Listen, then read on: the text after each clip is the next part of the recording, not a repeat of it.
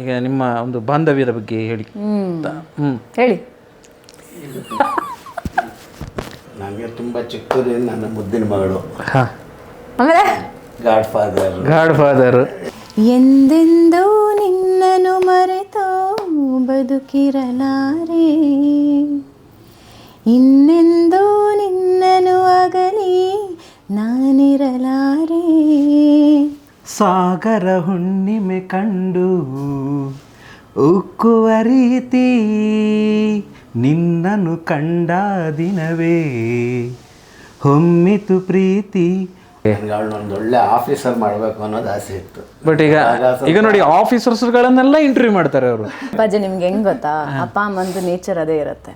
ಅವರಿಗೆ IAS ಇಂಜಿನಿಯರೋ ಅಥವಾ ಡಾಕ್ಟ್ರೋ ಆಗಬೇಕು ಅಂತಿರುತ್ತೆ ಮಕ್ಕಳು. ಓಕೆ, ನೀವು ದೇಶದ ಪ್ರಧಾನಿ ಆದ್ರೂ ಹೋಗಿ ಕೂತ್ಕೊಂಡು ಕೇಳಿ, ನನ್ನ ಮಗ ಡಾಕ್ಟರ್ ಆಗ್ಬೇಕಾಗಿತ್ತು ಅದಾಗಿಲ್ಲ ಅಂತ ಹೇಳ್ತಾರೆ.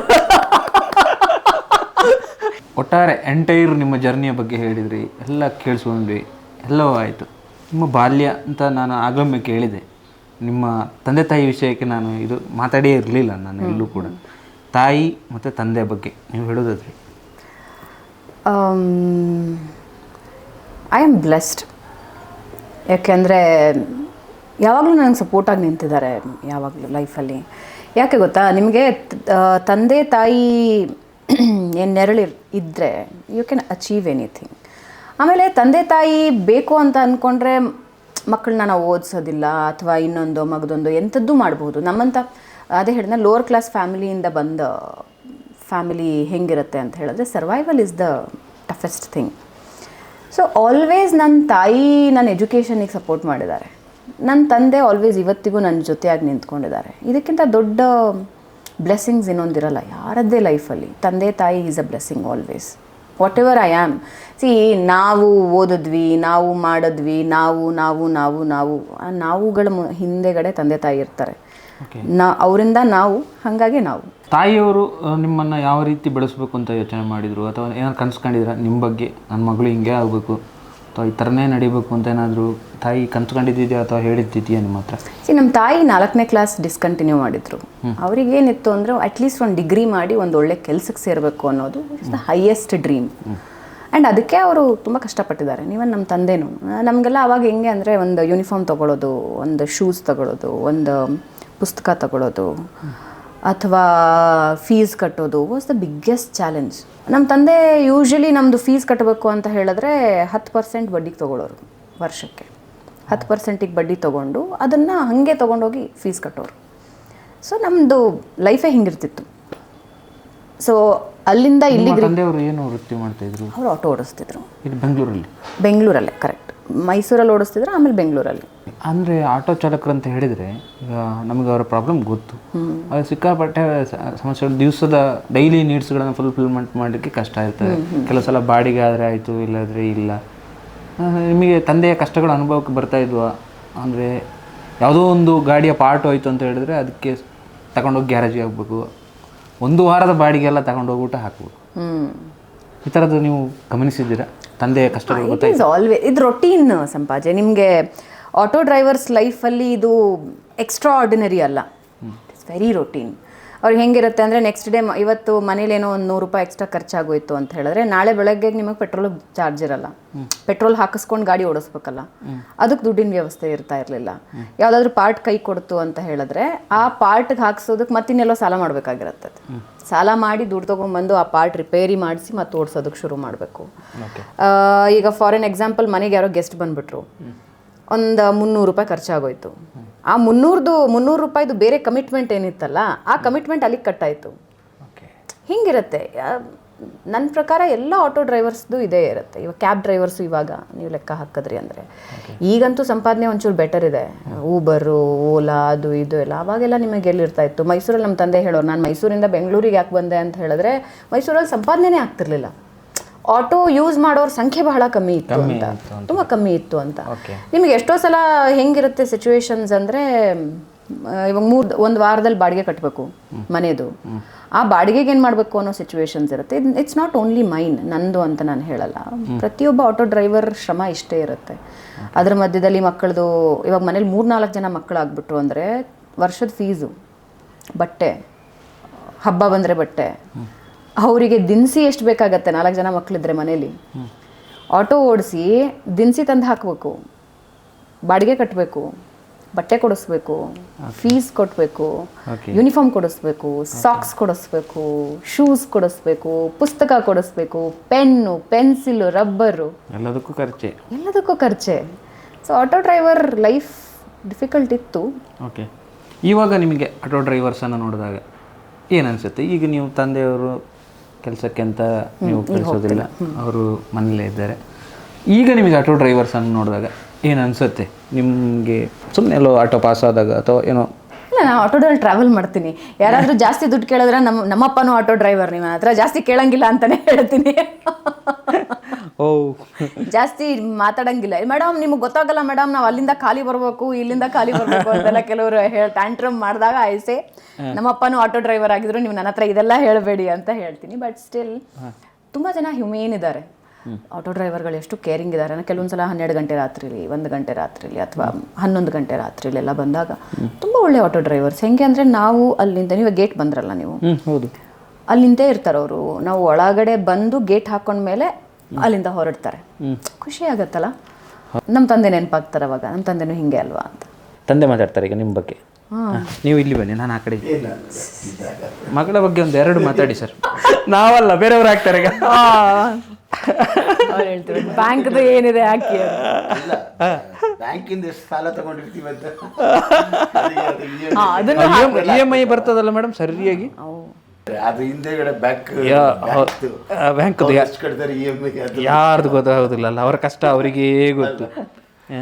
ಎವ್ರಿಬಡಿ ಅಂದ್ರೆ ಅದು ಹಿಡನ್ ಆಗಿರ್ತದೆ ಮೇಡಮ್, ನೋಡೋರಿಗೆ ಇದು ಭಯಂಕರ ದುಡ್ಡಿದೆ ಅಂತ. ಪಾಪ ಅವ್ರು ತಿಂಗಳಾಗುವಾಗ ಅವ್ರ ಗೋಳು ಅವ್ರಿಗೆ ಗೊತ್ತು. ಕರೆಕ್ಟ್ ಅಲ್ಲ? ಎಲ್ರ ಮನೆಯದು ಅದೇ ಕತೆ. ಇವಾಗ ನೀವು 10,000 ರೂಪಾಯಿ if you are getting salary, ನಿಮಗೆ 11,000 ರೂಪಾಯಿ ಕಮಿಟ್ಮೆಂಟ್ ಇರುತ್ತೆ. 11,000 ಕಮಿಟ್ಮೆಂಟ್ 1 ಲಕ್ಷ ಸ್ಯಾಲ್ರಿ ಇದ್ರೆ 1,10,000 ಕಮಿಟ್ಮೆಂಟ್ ಇರುತ್ತೆ. 10 ಲಕ್ಷ ತಗೋತಿದ್ರೆ 11 ಲಕ್ಷದ ಕಮಿಟ್ಮೆಂಟ್ ಇರುತ್ತೆ. ಎವ್ರಿಬಡೀಸ್ ಲೈಫ್ ಇಸ್ ಅಲ್ವಾ? ಬಿಸ್ನೆಸ್ ಮಾಡೋರು ಅಥವಾ ಇನ್ವೆಸ್ಟರ್ಸ್ ಡಿಫ್ರೆಂಟ್ ಆಗಿ ಯೋಚನೆ ಮಾಡ್ತಾರೆ. Otherwise lower class, middle class life ಎಲ್ಲ ಇಷ್ಟೇ ಇರುತ್ತೆ. ಯಾವಾಗ ನಾವು ಗೃಹ ಪ್ರವೇಶವನ್ನು ಎಕ್ಸ್ಪೆಕ್ಟ್ ಮಾಡ್ಬೋದಾಗ? ನಾನು ಇನ್ನೂ ಎಲ್ಲೂ ಹೇಳಿಲ್ಲ ಇದನ್ನ. ಎಲ್ಲೂ ಹೇಳಿಲ್ಲ, ಈಗ ಹೇಳ್ತೀರಿ ನೀವು. ಇಯರ್ ಎಂಡ್ ಅಲ್ಲಿ ರೆಡಿ ಆಗ್ತಾ ಉಂಟು ದೊಡ್ಡ ಮನೆ? ಇಲ್ಲ, ವೆರಿ ವೆರಿ ಸ್ಮಾಲ್, ಪುಟ್ಟದು ಗೂಡು ಆದರೆ ಅದು ಅರಮನೆ ಅಲ್ಲ ನಮ್ದು. ಈ ಬೆಂಗಳೂರಲ್ಲಿ ಗೂಡು ಕಟ್ಟೋದೇ ದೊಡ್ಡ ವಿಷಯ. ಇಲ್ಲಿ ಗೂಡು ಕಟ್ಟಲಿಕ್ಕೆ ತುಂಬ ಇನ್ವೆಸ್ಟ್ಮೆಂಟ್ ಬೇಕಾಗ್ತದೆ.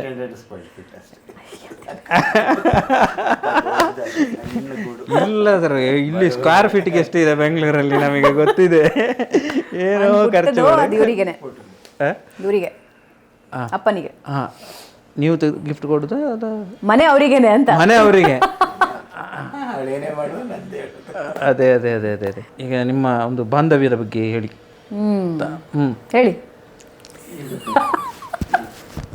ಹೇಳಿ ಸರ್, ನೀವು ಹೇಳಿ. ನನಗೆ ತುಂಬ ಚಿಕ್ಕದಿಂದ ನನ್ನ ಮುದ್ದಿನ ಮಗಳು, ಆಮೇಲೆ ಗಾಡ್ ಫಾದರ್ ಎಲ್ಲ ಓಕೆ. ಒಂದು ಒಳ್ಳೆ ಆಫೀಸರ್ ಮಾಡಬೇಕು ಅನ್ನೋದು ಆಸೆ ಇತ್ತು. ಬಟ್ ಈಗ ನೋಡಿ, ಆಫೀಸರ್ಸ್ಗಳನ್ನೆಲ್ಲ ಇಂಟರ್ವ್ಯೂ ಮಾಡ್ತಾರೆ ಅವರು. ದೊಡ್ಡ ವಿಷಯ ಎಂತ IAS ಆಫೀಸರ್ಸು, ಪೊಲಿಟಿಷಿಯನ್ಸು, ಮುಖ್ಯಮಂತ್ರಿಗಳು, ಉಪಮುಖ್ಯಮಂತ್ರಿಗಳು, ಯಾರೇ ಇರಲಿ ಅವರ ಮಾತಿಗೆ ಕ್ವಾಲಿಫಿಕೇಶನ್. ಯಾವಾಗ ನಮಗೆ ಸ್ವಲ್ಪ ಆರ್ಥಿಕ ಪ್ರಾಬ್ಲಮ್ ಗೊತ್ತಲ್ಲ, ಆಟೋ ಡ್ರೈವರ್ಸ್ ಅಂದರೆ. ಇಲ್ಲ ಸರ್, ನೀವು ನೋಡಿ ಅದಕ್ಕಿಂತ ಜಾಸ್ತಿ ಒಂದು ಅಂತ ಬಂದ್ಬಿಟ್ಟಿದ್ದಾರೆ ಅಂತ ನಾನು ಹೇಳೋದು. ಆಫೀಸರ್ ಆಗಿದ್ರೆ ಎಲ್ಲ ಏನ್ ಗೊತ್ತಾ, ಅದು ಎಲ್ಲ ಅಪ್ಪ ಅಮ್ಮಂದು ಅದೇನೆ. ಅವರಿಗೆ ನಮ್ಮ ಫಾದರ್ ಎಲ್ಲ ರೈಲ್ವೇಸ್ ರಿಟೈರ್ಡ್. ದೊಡ್ಡಪ್ಪದಿರು, ಚಿಕ್ಕಪ್ಪದಿರು, ನಮ್ಮ ಅಣ್ಣದಿರು ಇಬ್ರು ರೈಲು ಇದು ಎಲ್ಲ ಗೌರ್ಮೆಂಟ್ ಜಾಬ್ ಅಲ್ಲಿ ನೋಡಿ. ನನ್ನ ಮಕ್ಕಳು ನಿಮ್ಮ ಉದ್ದೇಶ ಸರಿಯೇ ಸರ್, ಆದ್ರೆ ನಾನು ಹೇಳೋದು ಅವ್ರ ಆಫೀಸರ್ ಆಗಿದ್ದೆ ಇವತ್ತು ನಾವು ಇಲ್ಲರಿಗೂ ಬರ್ತಾ ಇದ್ವಿ ಓದ್ಕೊಂಡು. ನೀವು ಯೋಚನೆ ಮಾಡಿ, ನಾವು ಎಷ್ಟು ಕಿಲೋಮೀಟರ್ ದೂರದಿಂದ ಬಂದಿದ್ದೀವಿ ಅಂತ. ಏನ್ ಸಂಪಾಜೆ, ನಿಮ್ಗೆ ಹೆಂಗ್ ಗೊತ್ತಾ, ಅಪ್ಪ ಅಮ್ಮಂದು ನೇಚರ್ ಅದೇ ಇರುತ್ತೆ. ಅವರಿಗೆ IAS ಇಂಜಿನಿಯರೋ ಅಥವಾ ಡಾಕ್ಟ್ರೋ ಆಗ್ಬೇಕು ಅಂತ ಇರುತ್ತೆ ಮಕ್ಕಳು. ಓಕೆ, ನೀವು ದೇಶದ ಪ್ರಧಾನಿ ಆದ್ರೂ ಹೋಗಿ ಕೂತ್ಕೊಂಡು ಕೇಳಿ, ನನ್ನ ಮಗ ಡಾಕ್ಟರ್ ಆಗ್ಬೇಕಾಗಿತ್ತು ಅದಾಗಿಲ್ಲ ಅಂತ ಹೇಳ್ತಾರೆ. ನೀವು ಕೇಳಿ ಎಲ್ಲ ತಂದೆ ತಾಯಿನ, ಅವ್ರಿಗೆ ಏನ್ ಆಗ್ಬೇಕಿರತ್ತೋ ಅದಷ್ಟೇ. ಸರ್, ನೀವು ಆಫೀಸರ್ ಅಂತ ಹೇಳಿದ್ರಿ, ಯಾವ ಆಫೀಸರ್ ಆಗ್ಬೇಕು ಅಂತ ನಿಮ್ಗೆ ಆಸೆ ಇತ್ತಾಗಿದ್ರೆ ಕೇಳಿ ಬಿಡು ಒಂದು ಮಾತು. ಯಾಕಂದ್ರೆ ನಾನು ಆಫೀಸರ್, ಗೌರ್ಮೆಂಟ್ ಜಾಬ್, ಅವರಿಗೆ IAS ಮಾಡಬೇಕು ಅಂತ. ನೀವು IAS ಮಾಡಬೇಕು ಅಂತೇಳಿ ಒಳ್ಳೆ ಯಾವ ಜಾಬಾರ ಮಾಡಲಿ ಒಳ್ಳೆ ಗೌರ್ಮೆಂಟ್. ಈಗ ನಿಮಗೆ ಎಷ್ಟು ಖುಷಿ ಇದೆ ಸರ್ ನಾನು ಕೇಳೋದು? ಇವಾಗ ನಿಮಗೆ ಈಗ ತುಂಬ ಖುಷಿ ಇದೆ. ಎಲ್ಲಿ ನಿಮ್ಮನ್ನು ಹೊರಗಡೆ ಎಲ್ಲ ಗುರುತಿಸ್ತಾರೆ? ಹಾಂ, ತುಂಬ ಗುರುತಿಸ್ತಾರೆ ಹೊರನಾಗೆ ಅಂತಲೇ ಈಗಲೂ ಎಲ್ಲ ಅದು. ಮೇಡಮ್, ನೀವೆಲ್ಲರೂ ಹೊರಗಡೆ ಹೋದಾಗ ನಿಮ್ಮನ್ನು ಜನಗಳು ಯಾವ ಥರ ಗುರುತಿಸ್ತಾರೆ ಸ್ಪೆಷಲ್ ಆಗಿ? ಯಾವ ಥರ ನಿಮಗೆ ಎಲ್ಲೋ ಒಂದು ಕಡೆ ಮಾರ್ಕೆಟಿಗೆ ತರಕಾರಿ ತರ್ಲಿಕ್ಕೆ ಹೋದ್ರಿ ಅಂತ ಇಟ್ಕೊಳ್ಳೋ, ಅಥವಾ ಎಲ್ಲೋ ಒಂದು ಕಡೆ ಬ್ಯಾಂಕಿಗೆ ಹೋದ್ರಿ ಅಂತ ಇಟ್ಕೊಳ್ಳೋ, ನಿಮ್ಮನ್ನು ಜನ ಏನು ಹೇಳ್ತಿದ್ರು ಕಾಮನ್ ಆಗಿ? ಗುರುತಿಸ್ತಾರೆ, ಇಲ್ಲ ಅಂತಲ್ಲ, ಗುರುತಿಸ್ತಾರೆ. ಒಂಚೂರು ಡೌಟ್ ಇರುತ್ತೆ, ನಾವು ಸ್ವಲ್ಪ ಮೇಕಪ್ ಅದೆಲ್ಲ. ಬಟ್ ಒನ್ಸ್ ಬಾಯ್ಸ್ ಗುರುತಿಸ್ತಾ ಇರ್ತಾರೆ, ಅವ್ರಿಗೊಂದು ಡೌಟ್ ಇರುತ್ತೆ, ನಾನಾ ಅಲ್ವಾ ಅಂತ. ಕೆಲವ್ರು ಕಂಡಿಡ್ದು ಬಿಡ್ತಾರೆ, ಮೇಡಮ್ ನೀವಲ್ವಾ ಅಂತ ಮಾತಾಡಿಸ್ತಿರ್ತಾರೆ. ಇನ್ನೂ ಕೆಲವರು ಡೌಟ್ ಇರುತ್ತೆ ಅವರಿಗೆ, ಹೌದಾ ಅಲ್ವಾ ಅಂತ. ಒನ್ಸ್ ನಾನು ಎಲ್ಲಿ ಯಾರ ಹತ್ರನೋ ಮಾತಾಡೋಕ್ಕೆ ಶುರು ಮಾಡಿದ್ರೆ ವಾಯ್ಸ್ ಬೇಗ ಕ್ಯಾಚ್ ಮಾಡ್ತಾರೆ. Okay, voice and face, okay ಇವರೇ ಫಿಕ್ಸ್ ಅಂತ. ಇನ್ನೂ ಕೆಲವೊಂದ್ಸಲ ಹೆಂಗಾಗತ್ತೆ ಅಂದರೆ, see this is all God gift. ನಾನು ಮೊದಲಿಂದಾನು ಹೇಳಿದೆ, ನಾವು ಏನೇನು ಯಾರು ನಮ್ಮನ್ನು ರೆಕಗ್ನೈಸ್ ಮಾಡ್ತಿದ್ರು ಎಲ್ಲನೂ ಬೋನಸ್ ನಮಗೆ ಸಿಗೋದು. ಈ ಮಲ್ಲೇಶ್ವರಂ ಶಾಪಿಂಗ್ ಓಡಾಡ್ತಿರ್ತೀವಲ್ವಾ, ನನಗೆ ಮರು ಜಾಸ್ತಿ, ಸಿಕ್ಕಾಪಟ್ಟೆ ಮರು. ನೀವು ಅಲ್ಲಿ ಹೇಗೆ ನೆನ್ಪಿಟ್ಕೊಳ್ತೀರಲ್ಲ ಇವೆಲ್ಲ? ಅದು ಬೇರೆ, ನಿಮ್ಗೆ ಯಾವಾಗಲೂ ಅದೇ ಬೇರೆ ಇದೇ ಬೇರೆ ಆಯ್ತಾ. ನನಗೆ ಹೆಸರುಗಳು ನೆನಪಿರಲ್ಲ, ವ್ಯಕ್ತಿಗಳ ಮುಖನೂ ನೆನಪಿರಲ್ಲ. ಅಂದ್ರೆ ಒಂದು 2-3 ಸಲ ಭೇಟಿ ಆದ್ರೆ ನೆನಪಿರುತ್ತೆ. ಈಗ ನನ್ನ ಕತೆ 6 ತಿಂಗಳಾದ್ಮೇಲೆ ಹೇಳ್ತೀನಿ ನೆನಪಿದ್ದೀರಾ ಇಲ್ಲ ಅಂತ. ಆಯ್ತಾ, ಮನೆಗೆ ಬಂದಿದ್ದು ನೆನ್ಪಿಟ್ಕೊತೀರಲ್ಲ ಸರ್ ನೀವು? ಇಲ್ಲ, ಇವ್ರಿಗೆ ಬಹಳ ನೆನಪಿರುತ್ತಲ್ಲ, ಸಿಕ್ಕಾಪಟ್ಟೆ ನೆನಪಿರುತ್ತೆ. ಇಲ್ಲ, ಹೆಲ್ಪ್ ಮಾಡ್ತಾರೆ ಬಿಡಿ ನನಗೆ ಅವಾಗ. ಆಯ್ತಾ, ನನಗೆ ನೆನಪಿನ ಶಕ್ತಿ ಅಂದ್ರೆ ವ್ಯಕ್ತಿಗಳು ಹೆಸರು ಬಹಳ ಪ್ರಾಬ್ಲಮ್ ನನಗೆ. ಕೆಲಸ ಬಿಟ್ಬಿಡಿ, ಕೆಲಸ ಬಿಟ್ಟು ನಾನು ಹೇಳ್ತಾ ಇರೋದು. ನಾನು ಮಲ್ಲೇಶ್ವರಂ ಕಾಂಪ್ಲೆಕ್ಸಲ್ಲಿ ಓಡಾಡ್ತಿರ್ತೀನಿ, ಅಲ್ಲಿ ಏನೋ ತೊಗೊಳೋದಕ್ಕೆ ಅಂತ. ನಾನು ಇನ್ನೇ ತೊಗೋತಿರ್ತೀನಿ, ಓ ನೀವಾ ಇಲ್ಲಿ, ಹೆಂಗಿದ್ದೀರಾ, ಹಂಗೆ ಹಿಂಗೆ ಎಲ್ಲ ಮಾತಾಡ್ತಾರೆ. ಅವ್ರು ಎಷ್ಟು ಪ್ರೀತಿ ತೋರಿಸ್ತಾರೆ ಅಂದರೆ ನನಗೆ ಹೆಂಗೆ ಫೀಲ್ ಆಗುತ್ತೆ ಅಂದ್ರೆ, ನಂದು ಯಾರ್ದೋ ರಿಲೇಟಿವ್ ಇವರು, ನನಗೆ ನೆನಪಾಗ್ತಿಲ್ಲ ಇವ್ರ ಹೆಸರು. ಇವ್ರು ಯಾರು, ಯಾರ ಕಡೆಯವರು, ನಮ್ಮ ಅಪ್ಪನ ಕಡೆಯವರ, ಯಾರ ಕಡೆಯವರು ಅಂತೆಲ್ಲ ಇಷ್ಟೆಲ್ಲ ತಲೆಯಲ್ಲಿ ಓಡ್ತಾ ಇರತ್ತೆ ನನಗೆ ಫುಲ್ಲು. ನಾನು ಫುಲ್ ಮಾತಾಡಿಸ್ತಿರ್ತೀನಿ, ಹೌದಾ ಹೇಗಿದ್ದೀರಾ ನೀವು, ಹಾಗೆಲ್ಲ ಅಂತ. ಎವ್ರಿ ಡೇ 10 ಗಂಟೆಗೆ ಮಿಸ್ ಮಾಡಿದೆ ನಿಮ್ಮನ್ನು ನೋಡ್ತಿರ್ತೀವಿ ಅಂತಾರೆ. ನನಗೆ ಅವಾಗ ಗೊತ್ತಾಗುತ್ತೆ ಟಿವಿಯಲ್ಲಿ ನಾನು ನೋಡ್ತಿರೋದು ಅಂತ. ನನ್ನ ನೆನಪಿನ ಶಕ್ತಿ ಹಂಗಿರುತ್ತೆ. ಅವ್ರಿಗೆ ಹೆಂಗಿರುತ್ತೆ ಅಂದ್ರೆ ಸಂಪಾಜೆ, ಅವ್ರು ಎವ್ರಿ ಡೇ ನಮ್ಮನ್ನು ನೋಡ್ತಿರ್ತಾರಲ್ಲ, ಇಟ್ಸ್ ಲೈಕ್ ನಾವು ಫ್ಯಾಮಿಲಿ ಮೆಂಬರ್ಸ್ ಆಗ್ಬಿಟ್ಟಿರ್ತೀವಿ. ದಿನ ನೋಡ್ತಿರ್ತಾರೆ, ನಾವು ಪರಿಚಯ ಇರ್ತೀವಿ, ನಮಗೆ ಅವ್ರು ಪರಿಚಯ ಇರಲ್ಲ. ಬಟ್ ಅವ್ರು ಎಷ್ಟು ಪ್ರೀತಿಯಿಂದ ಬಂದು ಮಾತಾಡಿಸ್ತಾರೆ ಅಂದ್ರೆ, ಆಸ್ ಇಫ್ ನಾನು ನಿನ್ನೆ ಅಷ್ಟೇ ಅವ್ರ ಜೊತೆ ಮಾತಾಡಿದ್ದೆ ಅನ್ನೋ ಫೀಲ್ ಇರುತ್ತೆ ಅವರಿಗೆ. That feels amazing. ಅಂದ್ರೆ ಹೆಂಗೆ ಅದು ಖುಷಿ ಕೊಡುತ್ತೆ, ಅಂದ್ರೆ ವಾವ್ ಫೀಲ್ ಕೊಡುತ್ತೆ. ಈಗ ನಾನು ಯೋಚನೆ ಮಾಡೋದು, ನೀವಿಬ್ರು ಈ ಟೆನ್ಷನಿಂದ ಮಗಳಿಗೆ ದಿನಾ ನ್ಯೂಸ್ ಓದೋದು, ದಿನಾ ಒತ್ತಡ, ಶಿಫ್ಟ್ಗಳು ಎಲ್ಲ ಅವ್ರನ್ನ ಒಂದು ಸ್ವಲ್ಪ ಮನಸ್ಸು ಕರೆಕ್ಟಾಗಿ ಇಡಬೇಕು. ಸ್ವಲ್ಪ ಎಲ್ಲ ಔಟಿಂಗ್ ಕರ್ಕೊಂಡು ಹೋಗ್ಬೇಕು. ನೀವು ಎಲ್ಲಿ ಕರ್ಕೊಂಡು ಹೋಗ್ತೀರಿ ಸರ್? ಅವಳೇ ನನ್ನ ಕರ್ಕೊಂಡು ಹೋಗೋದು. ಹೌದಾ? ನೀವೇ ಕರ್ಕೊಂಡು ಹೋಗುದಾ? ಎಲ್ಲಿ ಕರ್ಕೊಂಡು ಹೋಗ್ತೀರಿ? ಅಂದ್ರೆ ಡಿಪೆಂಡ್ಸ್. ಅಂದ್ರೆ ಪ್ಲಾನ್ ಮಾಡ್ತಾ ಇರ್ತೀವಿ, ಹಿಂಗೆ ಇಲ್ಲೇ ಹೋಗ್ಬೇಕು ಅಂತೆಲ್ಲ ಇಲ್ಲ. ಇವಾಗ ಸದ್ಯಕ್ಕೆ ನಾವು ಇತ್ತೀಚೆಗೆಲ್ಲೂ ಹೋಗಿಲ್ಲ, ಒಟ್ಟಿಗೆನೆ ಇತ್ತೀಚೆಗೆ ಹೋಗಿಲ್ಲ. ಬಟ್ ಇಷ್ಟ ಆದಾಗ ಫನ್ ಇತ್ತು. ಅಂದ್ರೆ ಕುಂಭಮೇಳ ವಾಸ್ ಡಿಫ್ರೆಂಟ್ ಎಕ್ಸ್ಪೀರಿಯನ್ಸ್, ಚೆನ್ನಾಗಿತ್ತು. ಅಂದ್ರೆ ನಾವು ಹೋಗ್ತಿರ್ತೀವಿ, ಅಂದ್ರೆ ನನ್ನ ಸ್ಟ್ರೆಸ್ ಬರ್ಸ್ಟರ್ಸ್ ನನ್ನ ಫ್ರೆಂಡ್ಸು. ಏನಾದರೂ ತಲೆಗೆಟ್ಟಿತ್ತು ಅಂದ್ರೆ ಬರ್ತೀರಾ, ಸಿಗ್ತೀರಾ, ಮಾತಾಡ್ಬೇಕು ಅಂತ ಹೋಗಿ ಕೂತ್ಕೊಂಡು ಸರಿಯಾಗಿ ಬಿಡ ಮಾತಾಡಿ ಆದ್ಮೇಲೆ ಸಮಾಧಾನ ಆಗಿದೆ. Okay fine. ಅಪ್ಪನ ಜೊತೆ ಫನ್ ಹಿಂಗೆ ಎಲ್ಲಾದರೂ ಓಡಾಡ್ತಿರ್ತೀವಿ. ಆದಷ್ಟು ಫ್ಯಾಮಿಲಿ ಟ್ರಿಪ್ಸ್ ಹೋಗ್ತಿರ್ತೀವಿ, ಫ್ಯಾಮಿಲಿ ಗೆಟ್ ಟುಗೆದರ್ಗೆ ನಾನು ಜಾಸ್ತಿ ಹೋಗಲ್ಲ, ಅಪ್ಪ ಜಾಸ್ತಿ ಹೋಗ್ತಾರೆ, ನಾನು ಅದಕ್ಕೆ ಬೈಸ್ಕೊತೀನಿ. ಓಕೆ, ಈಗ ನಾವು ರಾಜ್ಯದಲ್ಲಿ ಮಹಿಳೆಯರು ಒಂದು ಚಾನಲನ್ನು ಮೊನ್ನೆ ಶೋಭಾ ಮೇಡಮ್ ಒಂದು ರಿಪಬ್ಲಿಕನ್ನು ನಡೆಸಿದ ನಂತರ ಸ್ವಲ್ಪ ಸಮಯ ನಂತರ ಅವರು ಬಿಟ್ಟು ಹೋದರು, ಒಬ್ಬರು ಮಹಿಳೆಯರು ನಡೆಸಿದ್ರು ಅಂತಾಯಿತು. ಅಥವಾ ಒಂದು ದಿವಸ ನಾವು ಭಾವನಾ ಅವರನ್ನು ಕಾಣ್ಬೋದಾ, ಈ ಥರ ಒಂದು ಚಾನಲ್ ಮುನ್ನಡೆಸುವಂಥ ಯೋಗ ಬರ್ಬೋದು? ಯಾಕಂದರೆ ಸ್ವಲ್ಪ ಮಹಿಳೆಯರಿಗೆ ನಡೆಸ್ತಾ ಇದ್ದಾರೆ, ರಾಧಾ ಮೇಡಮ್ ಆಗಿರ್ಬೋದು, ನಡೆಸ್ಕೊಂಡು ಹೋಗ್ತಾ ಇದ್ದಾರೆ. ಸೊ ನಿಮ್ಮಿಂದ ಇಷ್ಟು ವರ್ಷ ನಾನು ಮಾಡಿದೆ, ಇನ್ನೊಂದೇನೋ ಒಂದು ಹೊಸತನಕ್ಕೆ ಏನಾದರೂ ದಾರಿ ಸಿಗ್ಬೋದಾ? ನಿಮ್ದೇನಾದ್ರು ಚೇಂಜ್ ಲೈಫಲ್ಲಿ ಚೇಂಜ್ ಕಾಣ್ಬೋದಾ? ವಿ ನೆವರ್ ನೋ ಸಂಪಾಜೆ, ಯಾವಾಗ ಆಪರ್ಚುನಿಟಿ ಬರುತ್ತೆ ಅಂತ. ಬಟ್ ಅದು ಸುಯೋಗ ಕೂಡ ಬರಬೇಕು ಅಂತ ಅನ್ಸುತ್ತೆ. ಬಟ್ 2 ಹೆಸರು ನೀವು ತೊಗೊಂಡ್ರಿ, ಅದು ತುಂಬ ಖುಷಿ ವಿಷಯ. ಶೋಭಾ ಮೇಡಮ್ ಆಗಿರಬಹುದು, ರಾಧಾ ಅವರಾಗಿರ್ಬಹುದು. ನಾನು ಅವರಿಬ್ಬರಿಗೂ ಹೇಳಿದ್ದೀನಿ, ಪ್ರೌಡ್ ಮೂಮೆಂಟ್ ಅಲ್ವಾ ನಿಮಗೆ? ಇವತ್ತಿಗೂ ಬಹಳ ಕಡಿಮೆ ಹೆಣ್ಮಕ್ಕಳನ್ನು ಬಿಗ್ ಪೊಸಿಷನಲ್ಲಿ ನಂಬೋದು ಕನ್ನಡ ಇಂಡಸ್ಟ್ರಿಯಲ್ಲಿ. ನಿಮಗೆ ನ್ಯಾಷನಲ್ ಚಾನಲ್ಸಲ್ಲಿ ಇದೆ ಅದು, they are holding very good positions. But I think ಇನ್ನು ಕನ್ನಡ ಇಂಡಸ್ಟ್ರಿಗೆ ಅದು ಬರಬೇಕು. ಇವಾಗ ಶೋಭಾ ಮೇಡಮ್ ಒಂದು ಬೆಂಚ್ ಮಾರ್ಕ್ ಸೆಟ್ ಮಾಡಿದ್ರು, ರಾಧಾ ಅವ್ರು ಒಂದು bench mark. Last time Radha ಅವ್ರು ಸಿಕ್ಕಾಗ ನಂಗೆ ಎಷ್ಟು ಪ್ರೌಡ್ ಆಯಿತು ಅಂದರೆ ಮಲ್ಲೇಶ್ವರಮಲ್ಲಿ ಸಿಕ್ಕಿದೆ ತಕ್ಷಣ ಕರ್ಕೊಂಡು ಹೋದ್ರು. ಬಾ ಆಫೀಸ್ ನೋಡಿಲ್ಲ ಅಲ್ಲ ನೀನು, ಪಾಪ ಇನಾಗ್ರೇಷನ್ಗೆ ಕರೆದಿದ್ರು. ಅನ್ಫಾರ್ಚುನೇಟ್ಲಿ ನಾನು ಹೋಗೋಕ್ಕಾಗಲಿಲ್ಲ, ಬೇಜಾರು ಮಾಡ್ಕೊಂಡಿದ್ರು ಅವರು.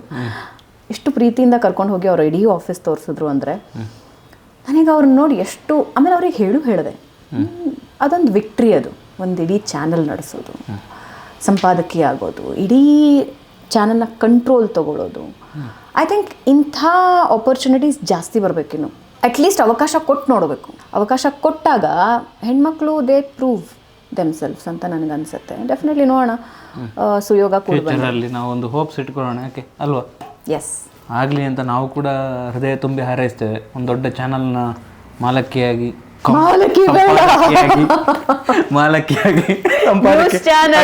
ಸಂಬಳ ಕೊಡುವಂತಹ ಯೋಗ ಅವರಲ್ಲಿ ಬರಲಿ ಅಂತ ನಮ್ದೊಂದು ಹಾರೈಕೆ. Thank you. ಯಾಕೆ ಮೇಡಮ್ ಬೇಡ ಮಾಲೀಕತ್ವ? ಕಷ್ಟ ಉಂಟು ಅಂತಿಲ್ಲ? ಓ, ನಿಮಗೆ ನ್ಯೂಸ್ ಚಾನೆಲ್ಸ್ ನಿಮಗೆ ಗೊತ್ತಿಲ್ಲದೆ ಇರೋದು ಯಾಕೆ ಗೊತ್ತಾ? ನ್ಯೂಸ್ ಚಾನೆಲ್ ಒಂಥರ ಬಿಳಿ ಆನೆ ಸಾಕಿದ ಹಾಗೆ. ಹೊರಗಡೆಯಿಂದ ಯಾರ್ಯಾರು ಏನೇನೋ ಹೇಳ್ತಾರೆ, ಅಷ್ಟು ಸಂಪಾದನೆ ಬರುತ್ತೆ, ಇಷ್ಟು ಸಂಪಾದನೆ ಬರುತ್ತೆ. But trust me, news channel entertainment ಚಾನಲ್ನ ಅಂದರೆ ನೀವು TRP ಲೆಕ್ಕಕ್ಕೆ ತೊಗೊಳೋದಾದ್ರೆ ನ್ಯೂಸ್ ಚಾನಲ್ ವ್ಯೂವರ್ಸ್ ಇದ್ದಾರೆ, ನಾನಿಲ್ಲ ಅಂತಿಲ್ಲ. ಬಟ್ ಎವ್ರಿ ಡೇ ವ್ಯೂವರ್ಸ್ ಇರಲ್ಲ. ನ್ಯೂಸ್ ಚಾನಲಲ್ಲಿ ಒಂದು ಸುದ್ದಿ ಬಂತು ಅಂದರೆ ಅದರ ಅಥೆಂಟಿಸಿಟಿ ಬಗ್ಗೆ ಜನರಿಗೆ ನಂಬಿಕೆ ಇದೆ. ಬಟ್ ವ್ಯೂವರ್ಶಿಪ್ಪು ಮತ್ತು ನಿಮಗೆ ನ್ಯೂಸ್ ಚಾನಲಿಗೆ ಖರ್ಚಾಗೋ ದುಡ್ಡಿದೆಯಲ್ಲ ಸಂಪಾಜೆ, ಆಮೇಲೆ ಒಂದು 300 ಜನ ಅಲ್ಲಿ ನೋಡ್ಕೋಬೇಕಾಗತ್ತೆ, ಅವ್ರಿಗೆ ಸಂಬಳ ಕೊಡಬೇಕಾಗತ್ತೆ. ನಿಮಗೆ ಕರೆಂಟ್ ಬಿಲ್ ಲಕ್ಷಾಂತರ ರೂಪಾಯಿ ಇರುತ್ತೆ, 10 ಲಕ್ಷವರೆಗೆ ಹೋಗುತ್ತೆ ಕರೆಂಟ್ ಬಿಲ್ ಹೋಗುತ್ತೆ. ಹಾಂ, ನೀವು ಒಂದು ಆದಾಯ ಅಷ್ಟು ಬರೋದಿಲ್ಲ, ಆದಾಯ ಬರಲ್ಲ. ಇತ್ತೀಚಿನ ದಿನಗಳಲ್ಲಿ ಅದಿನ್ನೂ ಸ್ವಲ್ಪ ಸೋಷಿಯಲ್ ಮೀಡಿಯಾ ಜಾಸ್ತಿ ಆದಮೇಲೆ ನ್ಯೂಸ್ ಚಾನೆಲ್ಗಳ ರೆವೆನ್ಯೂ ಕಮ್ಮಿ ಆಗ್ತಾ ಇದೆ. ಸೊ ಎಲ್ಲ ನ್ಯೂಸ್ ಚಾನೆಲ್ನ ಮಾಲೀಕರಿಗೂ ಶತಕೋಟಿ ನಮಸ್ಕಾರ. ಯಾಕಂದರೆ ಪಾಪ they are challenging it, they are facing it. ಅವರು ನಿಜ ಧೈರ್ಯ ಬೇಕು. ಈಗ ಚಾನಲ್ ಅಂತ ಬಂದಾಗ ನಾವು ವಿಜಯಲಕ್ಷ್ಮಿ ಶಿಬರೂರು, ನಾವು ಅವರೊಂದು ಗಂಡು ಮಕ್ಳ ಥರ ಹೋಗಿ ಎಲ್ಲ ಅಡ್ಡೆಗಳಿಗೆ ನುಗ್ಗಿ ಈ ಅಕ್ರಮಗಳನ್ನು ಬಯಲು ಮಾಡುವಂಥದ್ದು, ಈ ಹಾಲಿಗೆ ಪುಡಿಗಳಿಗೆ ವಿಷ ಬೆರೆಸುವಂಥದ್ದು, ಕೆಲವುದನ್ನೆಲ್ಲ ಅವರು ಮಾಡ್ತಾ ಇರ್ತಾರೆ. ನೀವು ಅವರು ಸುವರ್ಣ ಚಾನಲಲ್ಲೇ ಇದ್ದರು, ಸುವರ್ಣ ಚಾನಲಲ್ಲೇ ಇದ್ದು ಕೆಲಸ ಮಾಡ್ತಾ ಇದ್ರು. ಸೊ ನೀವು ಅವರ ಒಂದು ಗಟ್ಟಿತನ ನಿಮ್ಗೆ ಹೆಂಗೆ ಅನಿಸ್ತು ಅವ್ರು ನೋಡುವಾಗ ಅಂತ? ಈ ರಿಪೋರ್ಟಿಂಗ್ ಸೆಕ್ಷನಿಂದ ಈ ಥರದ ಒಬ್ಬ ಮಹಿಳೆ ಈ ಥರನೂ ಮಾಡೋದು, ಅವರು ಯಾವಾಗಲೂ ಔಟ್ ಆಫ್ ದ ಬಾಕ್ಸ್ ಅನ್ನಿಸ್ತಾರೆ. Daring all the time. ಅಂದರೆ ಮಧ್ಯರಾತ್ರಿ ಎಷ್ಟೆಷ್ಟೋ ದೂರುಗಳು ಹೋಗಿ ರಹಸ್ಯ ಕಾರ್ಯಾಚರಣೆ. ನಿಮಗೆ ಅದೊಂದು ಬೇರೆನೇ ಧೈರ್ಯ ಬೇಕು. ನಿಮಗೆ ಅವ್ರಿಗೆ ಥ್ರೆಟ್ಸ್ ಬರೋದಿಲ್ಲ. ಕವರ್ ಸ್ಟೋರಿ ಮಾಡ್ತಿದ್ರು ಅವರು. ಅವ್ರಿಗೆ ಥ್ರೆಟ್ಸ್ ಬರೋದಿಲ್ವಾ, ಹೆದರ್ಸೋದಿಲ್ವಾ ಜನ, ಕಾಲ್ಸ್ ಬರೋದಿಲ್ವಾ, ಎಲ್ಲ ಬರುತ್ತೆ. ಈಗ ನೀವು ಅಲ್ಲಿದ್ದಾಗ ನೀವು ಯಾವತ್ತಾರು ಅದನ್ನು ಸ್ವಲ್ಪ ಅಬ್ಸರ್ವ್ ಮಾಡಿದ್ದೀರಾ? ಅವರಿಗೆ ಏನಾದ್ರು ಪ್ರಾಬ್ಲಮ್ ಆಗಿದ್ದು ನಿಮಗೆ ಗೊತ್ತಾಗಿತ್ತಾ ಯಾವತ್ತಾದರೂ ಸುವರ್ಣದಲ್ಲಿದ್ದಾಗ? ಅಷ್ಟು ಅದನ್ನೆಲ್ಲವೂ ಶೇರ್ ಮಾಡಲ್ಲ. ಇವಾಗ ನಮ್ಮಲ್ಲಿ ರವಿ ಮಾಡ್ತಿದ್ದಾರೆ, ಮೊದಲು ವಿಜಯಲಕ್ಷ್ಮಿ ಶಿಬ್ರೂರು ಅವ್ರು ಮಾಡ್ತಾಯಿದ್ರು. ಬಟ್ ಅವ್ರಿಗೆ ಥ್ರೆಟ್ ಇಸ್ ಕಟ್ಟಿಟ್ಟು ಬುತ್ತಿ. ಏನೋ ಒಂದು ಕೆಟ್ಟದಾಗ್ತಾ ಇದೆ, ಅದನ್ನು ನೀವು ಎಕ್ಸ್ಪೋಸ್ ಮಾಡ್ತೀರಾ ಅಂತ ಹೇಳಿದ್ರೆ ಎಕ್ಸ್ಪೋಸ್ ಆಗಿರೋನು ಸುಮ್ಮನೆ ಬಿಡ್ತಾನ? But with all the threats every time ಅವ್ರು ಮತ್ತೆ ಹೋಗ್ತಿದ್ರು ಇನ್ನೊಂದು ಸ್ಟೋರಿ ಹುಡುಕೊಂಡು. ಇವತ್ತಿಗೂ ಅವ್ರು ಮಾಡ್ತಿದಾರಲ್ಲ, ಇವತ್ತು ಮಾಡ್ತಿದ್ರು. ಅವ್ರಿಗೆ ಥ್ರೆಟ್ಸ್ ಇರೋದಿಲ್ವಾ? ಅದು ಬೇರೆ ರೀತಿಯ ಜರ್ನಲಿಸಮ್, ಅದು ಡೇರಿಂಗ್ ಜರ್ನಲಿಸಮ್. ಅದು ನೀವು ಅದನ್ನೆಲ್ಲ ಕಣ್ಣಿಗೆ ಸಾಕ್ಷಿ ಆಗಿದ್ದೀರ ಸುವರ್ಣದಲ್ಲಿ? ಶೋರ್. ಒಂದು ವಿಜಯಲಕ್ಷ್ಮಿ ಅವ್ರದ್ದು ನನಗೆ ನೆನಪಾಗ್ತಿಲ್ಲ, ಬಟ್ ರವಿ, ನಮ್ಮಲ್ಲಿ ಕ್ರೈಮ್ ರವಿ ಮಾಡ್ತಿದ್ರಲ್ಲ, ಒಂದ್ಸಲ ಒಂದು ಅಡ್ಡೆಗೆ ಹೋಗಿದ್ರು, ಅದನ್ನು ಎಕ್ಸ್ಪೋಸ್ ಮಾಡೋದಕ್ಕೆ ಹೋಗಿದ್ರು. ಲಿಟ್ರಲಿ ಒಂದು ಸೈಜ್ ಕಲ್ಲು ಎತ್ತು ಹೊಡೆದಿದ್ರು ಅವರಿಗೆ, ಜಸ್ಟ್ ಮಿಸ್ಸು. ಇನ್ ಕೇಸ್ ಅದು ಬಿದ್ದಿದ್ದಿದ್ರೆ ತಲೆಗೆ ಗೊತ್ತಿಲ್ಲ ಏನಾಗ್ತಿತ್ತು ಅಂತ. ಅದು ಕ್ಯಾಪ್ಚರ್ ಆಗಿತ್ತು ಮೊಬೈಲಲ್ಲಿ, ಅದು ಕ್ಯಾಮ್ರಾದಲ್ಲಿ. ಹಾಗೆ ಥ್ರೆಟ್ಸ್ ಇರುತ್ತೆ. ಅಂದರೆ ನಿಮಗೆ ಲಿಟ್ರಲಿ ಲೈಫ್ ಥ್ರೆಟ್ ಅದು. ಸ್ಟಿಲ್ ಕೆಲವರು ಜರ್ನಲಿಸ್ಟ್ಗಳು, ಡೇರಿಂಗ್ ಜರ್ನಲಿಸ್ಟ್ಗಳು, they do. And of course every ಚಾನಲ್ಗೆ ಇಂಥ ಥ್ರೆಟ್ಸ್ ಬರ್ತಾನೆ ಇರುತ್ತೆ. ಯಾಕಂದರೆ ಚಾನಲ್ ಹಾಕತ್ತೆ. ಇದನ್ನು ನಾವು ಎದುರಿಸ್ತೀವಿ. ಇವಾಗ ಯಾರ ಬಗ್ಗೆನೂ ಒಂದು ಸುದ್ದಿ ಮಾಡಿರ್ತೀವಿ, ಫೋನ್ ಮಾಡಿ ಒಯ್ತಾರೆ, ನಮ್ಮ ನಾಯಕನ ಬಗ್ಗೆ ಹಂಗಂದ್ರ, ನಮ್ಮ ಬಗ್ಗೆ ಹಿಂಗಂದ್ರ, ನಮ್ಮ ಬಗ್ಗೆ ಹಂಗಂದ್ರ. ಕಾಮನ್. ಈಗ ಭಾವನಾ ಅವರು ಭಾವನಾತ್ಮಕವಾಗಿರ್ತಾರೋ ಅಥವಾ ಯಾವುದೇ ಭಾವನೆಗಳಿಲ್ಲ, ನಾನು ಯಾವತ್ತೂ ದಿವಸ ಕಣ್ಣೀರು ಹಾಕಲ್ಲ, ನಾನು ಯಾವುದಕ್ಕೂ ಹೆದರೋಳಲ್ಲ, ಆ ಥರ ಇದೆ. ಯಾವುದು ಮೇಡಮ್ ನೀವು? ಏನಪ್ಪ ಅಪ್ಪ ಹೇಳಿ ಪರವಾಗಿಲ್ಲ. ಹೇಗಿದ್ದಾರೆ? ಎಲ್ಲದಕ್ಕೂ ಸ್ಪೇಸ್ ಮಾಡ್ತಾಳೆ, ಧೈರ್ಯವಾಗಿರ್ತಾರೆ. ಒಂದು ಚೂರು ಕೂಡ ಎಮೋಷ್ನಲ್ ಇದ್ದೀನಿ ಅಬೌಟ್ ಪೀಪಲ್. ಯಾವತ್ತೋ ಒಂದು ದಿವಸ ನೀವು ನ್ಯೂಸು ಪ್ರೆಸೆಂಟ್ ಇಷ್ಟು ವರ್ಷಗಳ ಅನುಭವದಲ್ಲಿ ಪ್ರೆಸೆಂಟ್ ಮಾಡ್ತಾ ಇದ್ದಂಥ ಸಂದರ್ಭದಲ್ಲಿ ಏನೋ ಒಂದು ವಿಚಾರ ಆಗಿರೋದು ನಿಮಗೆ ಮನಸ್ಸಿಗೆ ನೋವಾಗಿ ನೀವು ಲೈವಲ್ಲಿ ನೀವು ಕಂಟ್ರೋಲ್ ಮಾಡ್ಕೊಂಡಿದ್ದೀಯಾ? ತುಂಬ ಸಲ ಕಂಟ್ರೋಲ್ ಮಾಡ್ಕೋತೀವಿ ಸಂಪಾಜೆ. ಅಂದರೆ ಎಂಡ್ ಆಫ್ ದ ಡೇ ನಾವೆಲ್ಲರೂ ಹ್ಯೂಮನ್ ಬೀಯಿಂಗ್ಸ್.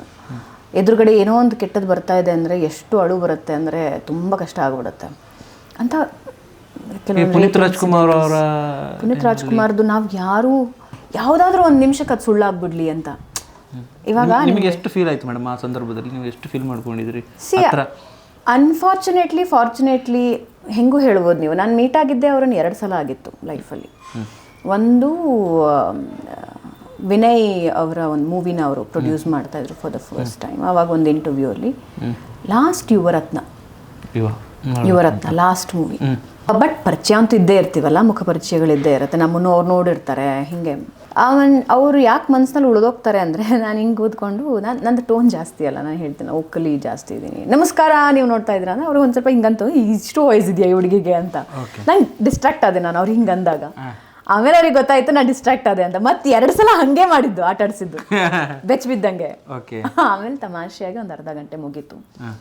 ಯಾವುದೇ ಕೆಲವು ಸ್ಟಾರ್ಸ್ನ ನಾವು ನೋಡಿರ್ತೀವಿ ಹೆಂಗೆ ಅಂದರೆ, ಇವಾಗ ಮುಗೀತಾ, okay fine, I will go and take a break, ಅರ್ಧ ಗಂಟೆ ಬ್ರೇಕ್ ತೊಗೋತೀನಿ, ನೀವು ಇನ್ನೊಂದು ಸೆಟ್ ಹಾಕಿ ಇನ್ನೊಂದು ಚಾನಲ್ ಬರುತ್ತೆ ಆ್ಯಂಕರಿಂಗ್ ಬಂದು ಕೂತ್ಕೋತೀನಿ ಅಂತ.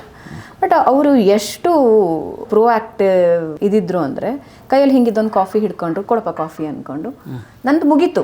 ಅವ್ರು ನನ್ನ ಹತ್ರ ಮಾತಾಡೋ ಅವಶ್ಯಕತೆನೂ ಇಲ್ಲ, ಬಂದರು ನಿಂತ್ಕೊಂಡ್ರು, 20 ನಿಮಿಷ ಮಾತಾಡಿದ್ದಾರೆ, ಆಲ್ಮೋಸ್ಟ್ 10 ನಿಮಿಷ 20 ನಿಮಿಷ. ಎಲ್ಲದ್ರ ಬಗ್ಗೆನೂ ಮಾತಾಡಿದ್ರು, ಡಿಜಿಟಲ್ ಬಗ್ಗೆ ಮಾತಾಡಿದ್ರು, ಸಿನಿಮಾ ಇಂಡಸ್ಟ್ರಿ ಬಗ್ಗೆ ಮಾತಾಡಿದ್ರು, ಆಮೇಲೆ ಅವರು ಮಾಡ್ತಾ ಇದ್ದಿದ್ದು ಗಂಧದ ಗುಡಿ ಅದ್ರದ್ದು ಶಾರ್ಟ್ಸ್ ಬಗ್ಗೆ ಮಾತಾಡಿದ್ರು. ನಕ್ಕೊಂಡು 10-15 ನಿಮಿಷ 20 ನಿಮಿಷ ಚಂದದಲ್ಲಿ ಮಾತಾಡಿ ಲಾಸ್ಟಿಗೆ ಸರ್ ಶಾರ್ಟ್ ರೆಡಿ ಇದೆ ಬಂದುಬಿಡಿ, ನೆಕ್ಸ್ಟ್ ಟೀಮ್ ರೆಡಿ ಇದೆ ಅಂತ ಅಂದಾಗ ಜೋರು ಒಂದು ನಕ್ಕು, ಮನಸ್ಫೂರ್ತಿಯಾಗಿ ಒಂದು ನಕ್ಕು, ಭುಜ ಹಿಂಗೆ ತಟ್ಟಿ ಹೋದರು. So end of the day ನನ್ನ ಮನಸ್ಸಿನಲ್ಲಿ ಉಳಿದಿದ್ದು ಅದು ಒಂದೇ, ಎಂಥ ವ್ಯಕ್ತಿತ್ವ ಅಂತ. ಅವರು ಹೀರೋ ಇದ್ದಾರೆ, ವಂಡರ್ಫುಲ್ ಡಾನ್ಸರ್ ಇದ್ದಾರೆ, ಬಿಗ್ ಫ್ಯಾಮಿಲಿಯಿಂದ ಬರ್ತಾರೆ, ಎಲ್ಲನೂ ಹೌದು. ಬಟ್ ವ್ಯಕ್ತಿ ನಿಮ್ಮನ್ನು ಹೇಗೆ ನಡೆಸ್ಕೋತಾರೆ ಅನ್ನೋದು ಲೈಫ್ ಟೈಮ್ ಉಳಿದೋಗುತ್ತೆ. ಆ್ಯಂಡ್ ಅವರು ನನ್ನ ಜೊತೆ ನಿಂತು ಮಾತಾಡುವಾಗ ನಾನೇನೋ ಸೂಪರ್ ಸ್ಟಾರ್ ಅದೇನೂ ಇರಲಿಲ್ಲ ಅವರಿಗೆ. ಎಲ್ಲದ್ರ ಬಗ್ಗೆ ಮಾತಾಡಿದ್ರು. ನನ್ನ ಹತ್ರ ಡಿಜಿಟಲ್ ಮಾತಾಡಿ ಏನು ಸಿಗುತ್ತೆ ಅವರಿಗೆ. But he spend time. ಅಲ್ಲೆಲ್ಲೋ ಕೂತ್ಕೊಂಡು ಮೊಬೈಲ್ ನೋಡ್ಕೊಂಡು ಕಳಿಬೋದಿತ್ತು ಅವರು. ಒಂದು ಕಾಫಿ ಹಿಡ್ಕೊಂಡು ಆರಾಮಾಗಿ ಮಾತಾಡಿದ್ರು. ಎಂಡ್ ಆಫ್ ದ ಡೇ ನನಗೆ ಇವತ್ತಿಗೂ ಪುನೀತ್ ರಾಜ್ಕುಮಾರ್ ಮನಸ್ಸಿನಲ್ಲಿ ಹಾಗೆ ಉಳಿದಿದ್ದಾರೆ. ಲಾಸ್ಟ್ ಜೋರು ಒಂದ್ಸಲ ನಕ್ ಹಿಂಗೆ ಅಂತ ಹೋದರು. ಅನ್ಫಾರ್ಚುನೇಟ್ಲಿ ಅದು ಕೊನೆ ಇಂಟರ್ವ್ಯೂ. ಬಟ್ ನೆನಪಲ್ಲಿದೆ ನಮಗೆ. ಹಂಗದೊಂದು ಸುದ್ದಿ ಬಂದ್ಬಿಟ್ಟು ನಿಮಗೆ ನ್ಯೂಸ್ ರೂಮ್ ಹೆಂಗಿರುತ್ತೆ ಅಂದರೆ ಬೇಗ ಸುದ್ದಿ ಬರುತ್ತೆ ನಿಮಗೆ. ಹೌದು. ಬಟ್ ನಾವು ಬ್ರೇಕ್ ಮಾಡೋದು ಸ್ವಲ್ಪ ಲೇಟ್ ಮಾಡ್ತೀವಿ. ಭಯ ಆಗತ್ತೆ, ರಾಂಗ್ ಇನ್ಫಾರ್ಮೇಶನ್ ಕೊಡಬಾರ್ದು ಅಂತ. ಸೊ ಹಾಗಾಗಿ ಕನ್ಫರ್ಮೇಷನ್ಗೆ ಒಂದು ಸ್ವಲ್ಪ ನಾವು ಕಂಟ್ರೋಲ್ ಮಾಡ್ತೀವಿ. ಅಂಥ ವಿಚಾರ ವೆರಿ ಸೆನ್ಸಿಟಿವ್ ವಿಷಯ. ಹಾಗಾಗಿ ಬಂದ್ಬಿಟ್ಟಿತ್ತು ಆಲ್ರೆಡಿ ಸುದ್ದಿ ನಮಗೆ, ಈಸ್ ನೋ ಮೋರ್ ಅಂತ. ಈಗಲೂ ಗೂಸ್ ಬಂಬ್ಸ್ ಆಗ್ತಿದೆ ನನಗೆ ಕೇಳಿಸ್ಕೊಂಡು. ಯಾರೂ ನಂಬೋದಕ್ಕೆ ರೆಡಿ ಇಲ್ಲ ಇಡೀ ಆಫೀಸಲ್ಲಿ. ಹೆಂಗಾದ್ರೂ ಅದು ಸುಳ್ಳಾಗ್ಬಿಡ್ಲಿ ಅಂತ. ಬಟ್ ವಿ ನ್ಯೂ ದಟ್ ಅದು ಸುಳ್ಳಲ್ಲ ಅಂತ. ಬಟ್ ಸ್ಟಿಲ್ ಒಂದು ಹೋಪ್ ಇತ್ತು, ಏನಂದರೆ ಪ್ಲೀಸ್ ಸುಳ್ಳಾಗಲಿ.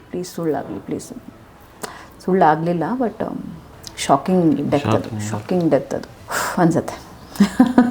ಈಗ ನೀವು ಇಬ್ಬರು ಒಂದು ಹಾಡು ಹೇಳಬೇಕು, ಆಮೇಲೆ ನಾನು ಮೇಡಮ್ ಒಂದು ಹಾಡು ಹೇಳ್ತೇವೆ. ಹೌದಾ? ಯಾವುದು? ಒಂದು ಟ್ರೈ ಮಾಡ್ತೇನೆ ನಿಮ್ಮ ಜೊತೆ. ಹಾಡಿ ಯಾವ್ದು ಹಾಡಿ ನಿಮ್ಗೆ ಯಾವ್ದು ಇಷ್ಟ ಆಗುತ್ತೆ? ಮೊನ್ನೆ ಹಡಪದ್ರ ಅವ್ರದ್ದು ಪರಮಪದಾಗ ಹೋಗಿದ್ವಿ. ಹೌದಾ? ಫುಲ್ ಸಾಂಗ್ ಕೇಳಿದ್ದಾರೆ. ಹಾಡಿ. ಹಾಗಾದ್ರೆ ಈಗ ಹಾಡ್ತಾರೆ ಅವರು. ಯಾವ್ದು ಹಾಡ್ತೀರಾ? ಕನ್ನಡದೇ ಯಾವ್ದಾದ್ರು ಹಾಡಿ. ಸೂಪರಾ? ಒಲವೇ ಜೀವನ ಸಾಕ್ಷಾತ್ಕಾರ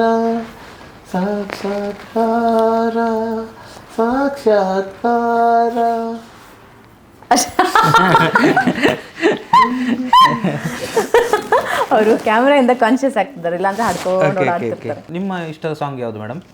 ಯಾವ್ದಾದ್ರು ಹೇಳಿ. ಕನ್ನಡ ಅದು ನಾವು ಈಗಿನ ನ್ಯೂ ಟ್ರೆಂಡ್. ನಾನು ಸ್ವಲ್ಪ ನ್ಯೂ ಅಲ್ಲ, ಇನ್ನು ಸ್ವಲ್ಪ ಹಿಂದಕ್ಕೆ ಹೋಗ್ತಿದ್ದೀನಿ ನಾನು. ಯಾವ್ದು ನೀವೇ ಹೇಳಿ. ಎಂದೆಂದೂ ನಿನ್ನನು ಮರೆತೋ ಬದುಕಿರಲಾರೆ, ಇನ್ನೆಂದೂ ನಿನ್ನನು ಅಗಲಿ ನಾನಿರಲಾರೆ, ಒಂದು ಕ್ಷಣ ನೊಂದರು ನೀ ನಾ ತಾಳಲಾರೆ, ಒಂದು ಕ್ಷಣ ವಿರಹವನು ನಾ ಸಹಿಸಲಾರೆ, ಎಂದೆಂದೂ ನಿನ್ನನು ಮರೆತು ಬದುಕಿರಲಾರೆ, ಇನ್ನೆಂದೂ ನಿನ್ನನು ಅಗಲಿ ನಾನಿರಲಾರೆ. ಸಾಗರ ಹುಣ್ಣಿಮೆ ಕಂಡು ಉಕ್ಕುವ ರೀತಿ ನಿನ್ನನ್ನು ಕಂಡ ದಿನವೇ ಹೊಮ್ಮಿತು ಪ್ರೀತಿ. ಓಹೋ ನಾಯಿ ಕಡಲಾದರೆ ನಾನದಿಯಾಗುವೆ ನಿಲ್ಲದೆ ಓಡಿ ಓಡಿ ನಿನ್ನ ಸೇರುವೆ ಸೇರುವೆ ಸೇರುವೆ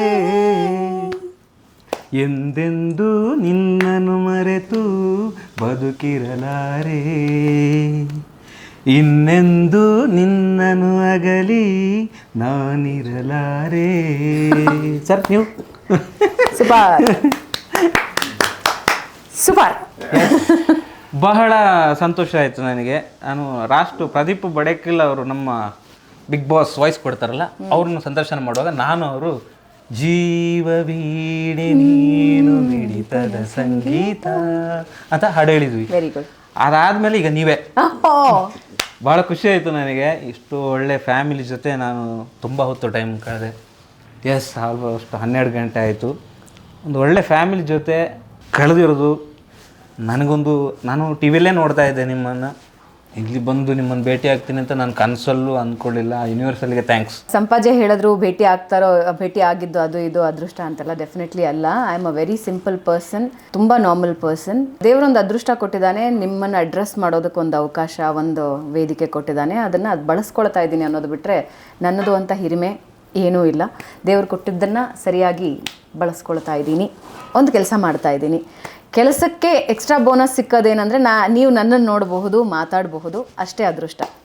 ಸೊ ಸಂಪಾಜೆ ಅಷ್ಟು ದೂರದಿಂದ ಬಂದು, ಒಂದು ಊರಿಂದ ಇನ್ನೊಂದು ಊರಿಗೆ ಬಂದು, ಬೆಳಗ್ಗೆ ಅರ್ಲಿ ಮಾರ್ನಿಂಗ್ ಹೊರಟು ಪ್ರಯಾಣ ಮಾಡಿಕೊಂಡು ಇಲ್ಲಿ ನಮ್ಮ ಜೊತೆ ಬಂದಿದ್ದೀರಿ.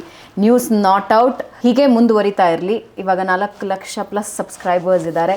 40 ಲಕ್ಷ ಪ್ಲಸ್ ಸಬ್ಸ್ಕ್ರೈಬರ್ ಆದಾಗ ಮತ್ತೊಂದ್ಸಲ ನನ್ನನ್ನು ಮಾತಾಡಿಸಿ. ಖಂಡಿತವಾಗಿಯೂ. So all the very best. ನಾನು ನಮ್ಮ ತಂದೆ ಕೂತು ಈ ಥರ ಮಾತಾಡಿದ್ದಿದೆ ಫಸ್ಟ್ ಟೈಮ್. ಆ್ಯಂಡ್ ನಮ್ಮ ಮನೆಯಲ್ಲಿ ನಾನು ಇವತ್ತು ಮಾತಾಡ್ತಿರೋದು ಫಸ್ಟ್ ಟೈಮ್. ಹಾಗೆ ಇದು ಬ್ರೇಕಿಂಗ್ ನ್ಯೂಸ್. ಯೂಶಲಿ ಹೊರಗೆ ಮಾತಾಡ್ತಿದ್ವಿ. ಇವತ್ತು ನಮ್ಮ ಮನೆಯಲ್ಲಿ ಸಂಪಾಜೆ ಬಂದು ನಮ್ಮ ಜೊತೆ ಮಾತಾಡಿದ್ರು. ಫೆಲ್ಟ್ ಲೈಕ್ ಒಬ್ಬ ಫ್ರೆಂಡ್ ಜೊತೆ ಮಾತಾಡ್ತಿದ್ದೀನಿ ಅಂತ. ಏನು ಮಾತಾಡೋದ್ನೋ ನನಗೆ ಗೊತ್ತಿಲ್ಲ, ಅದು ನಿಮಗೆ ಎಷ್ಟು ಕನ್ವೆ ಆಗುತ್ತೋ ಅನ್ನೋದು ನನಗೆ ಗೊತ್ತಿಲ್ಲ. ನನ್ನ ಲೈಫಿನ 1-2 ಪುಟಗಳನ್ನ ತೆಗೆದು ನಿಮಗೆ ತೋರಿಸಿದ್ದೀನಿ. ಆಲ್ ದ ವೆರಿ ಬೆಸ್ಟ್ ನಿಮಗೆ. Thank you so much.